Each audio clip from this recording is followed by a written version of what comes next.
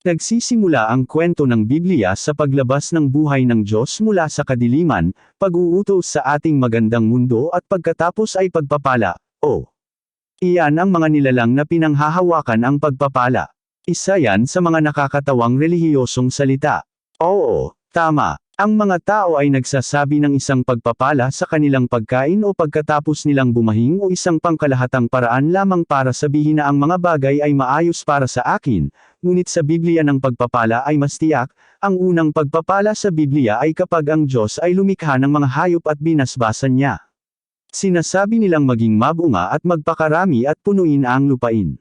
Kaya ang pagpapala ng Diyos ay tungkol sa pag-unlad at pagpaparami ng buhay, tama. Ito ay kapag ibinahagi ng Diyos ang kanyang kakayahan sa paggawa ng buhay sa iba. Ang susunod, ang Diyos ay nagbibigay sa mga tao ng karagdagang pagpapala na nagbubukod sa kanila sa mga hayop. Hindi lamang tayo isa sa mga nilalang ng Diyos na maaaring makabuo ng bagong buhay, tayo rin ay itinalaga bilang kinatawan ng Diyos na imahe upang mamuno at mga siwa sa buong umuunlad na mundong ito sa Diyos upang maging bahagi ng ating pagpapala. Ang pangalagaan ang pagpapala ng Diyos para sa lahat. Paglikha. At gusto ng Diyos na tayo ay mamuno habang nagtitiwala sa kanyang kasaganaan na makakain mula sa puno ng pagpapala na siyang puno ng sariling buhay na walang hanggan ng Diyos. Ngayon ay may 3 pang makakain mula sa at ito ay kumakatawan sa desisyong ito na subukan at agawin ang kasaganaan at buhay sa ating sariling mga termino sa pamamagitan ng ating sariling karunungan. Ang mga tao ay nakatagpo ng isang mapanlinlang na nilalang na nanlinlang sa kanila na kumain mula sa kabilang punong ito, na iniisip na ito ay isang shortcut sa pagpapala at sa halip na pagpapala. Ang punong ito ay sumisira ng sumpa na ang ibig mong sabihin ay parang magic spell sa Biblia. Ang sumpa ay kapag ibinigay ng Diyos ang mga tao sa mga kahihinatnan ng pag-agaw ng ating sariling pagpapala sa ating sariling mga termino. Ito ay nangyayari dahil sa halip na kasaganaan at buhay, nauuwi tayo sa kakulangan, paghihiwalay. Kaya't sinumpa ng Diyos ang lupa at sa halip na mabunga, magkakaroon ng tagutom sa halip na pangasiwaan ng mundo ay kailangan nilang magtrabaho sa lupa hanggang sa sila ay mamatay. Ngunit ang Diyos ay nagmamalasakit din ay ang mapanlinlang na nilalang na nanloko sa mga tao, na nagsasabi na ang isang tao ay darating balang araw upang sirain ito at ang tao ay ipanganak sa isang mundo ng kakapusan kung saan ang mga lalaki at babae at mga pamilya at mga tribo ay lahat ay nakakulong sa karahasan. Tunggalian kung ang pagpapala ng Diyos ngayon ay natatakpan ng asumpa. Paano tayo mas mayayabong? Paano tayo mamumuno kasama ng Diyos? Well, dito ang kwento ng Biblia ay tumatagal ng isang kawili-wiling turn. Pinili ng Diyos ang isang mag-asawa, sina Abraham at Sarah.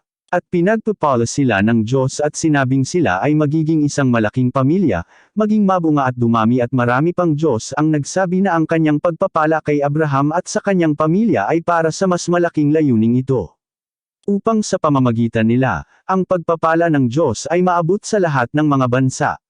Kaya ang plano natin ng Diyos ay baligtarin ang sumpa at ibalik ang pagpapala sa pamamagitan ng unang pagpapala sa isang pamilyang ito. Tama, at nararanasan ng pamilya ang pagpapala ng Diyos kahit na naglalakbay sila sa mga oras ng panganib at kakapusan, lumalaki sila sa ganito. Dinala sila ng malaking bansang Israel at Diyos sa isang bundok at inanyayahan sila na maging kanyang mga kinatawan. Pagpapalain ng Diyos ang Israel upang sila ay maging isang pagpapala sa mga bansa. Ang kailangan lang nilang gawin ay magtiwala at mamuhay ayon sa karunungan ng Diyos at sinabihan sila na ito ay isang pagpipilian sa pagitan ng buhay at kamatayan sa pagitan ng pagpapala.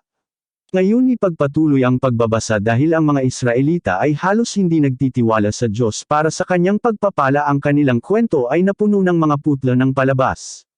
Mga graph ng karahasan para sa kapangyarihan na nagreresulta sa ultimate curve. Ang pagpapatapon mula sa kanilang lupain at pagkaalipin sa mga dayuhang bansa, ngunit ang mga propeta ng Israel na nabuhay sa lahat ng ito, nagtiwala pa rin sila sa ipinangako ng Diyos kay Abraham at inaasahan nila ang isang hinaharap na natanto na darating upang ibalik ang pagpapala ng Diyos at baligtarin ang sumpa para sa Israel at para sa lahat. Ang mga bansa. Kapag balik tayo sa kwento ni Jesus, natagpuan natin ang Israel na nararanasan pa rin ang sumpa, nabubuhay bilang isang alipin sa imperyo ng Roma, ngunit si Jesus, siya ay nagtiwala sa pagpapala ng Diyos. Sinabi niya na ito ay dumarating sa isang bagong paraan sa pamamagitan ng kanyang sarili. Gusto niya ang kanyang mga tagasunod ay magtiwala sa kasaganaan ng Diyos.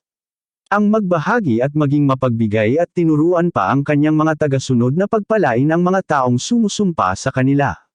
Babaligtarin pa nga ni Jesus ang sumpa sa pamamagitan ng pagpapagaling at pagpapanumbalak ng katawan ng mga tao. Ang pagpapala ng Diyos ay inilalabas.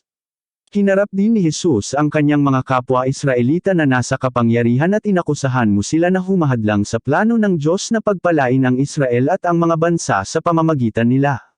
Inaresto ang mga pinunong iyon para magkaroon sila ng bil. Sa halip na lumaban, naniwala si Jesus na siya ang piniling Israeli na haharap sa sumpa na nararapat sa Israel at sa buong sangkatauhan at hahayaan niyang mahulog sa kanya ang sumpa. Namatay si Jesus sa kaiyahiyang kamatayan ng isang tao sa ilalim ng sumpa. Ngunit kung paanong ang Diyos ay nagdala ng buhay at pagpapala mula sa kadiliman sa simula, kaya dito sa pamamagitan ni Jesus, binabaligtad ng Diyos ang kamatayan sa pamamagitan ng muling pagbangon kay Jesus. Ang sumpa ay pinapatay upang ang pagpapala ng buhay ng Diyos ay muling lumaganap pagkatapos ng kanyang muling pagkabuhay. Binasbasan ni Jesus ang kanyang mga tagasunod at sinabi niya na ang kanyang presensya ay makakasama nila habang sila ay natutong magtiwala sa pagpapala ng Diyos at ibahagi sa iba, at habang ang kamatayan at ang sumpa ay nananatili pa rin sa ating mga tagasunod ni Jesus sa mundo, ay nagtitiwala na ang kapangyarihan ng pagpapala ng Diyos ay mas malakas. Nangangahulugan ito na maaari tayong mamuhay ng may sukdulang pagkabukas palad kahit na tila kulang, at ito ay humahantong sa atin sa pagtatapos ng mahirap na kwento kung saan ang bawat bansa ay tinatamasa ang mga regalo. Odds, kasaganaan dahil sa bagong mundo ng Diyos na pinapanatili ng nagbibigay buhay na kapangyarihan ni Jesus, wala na.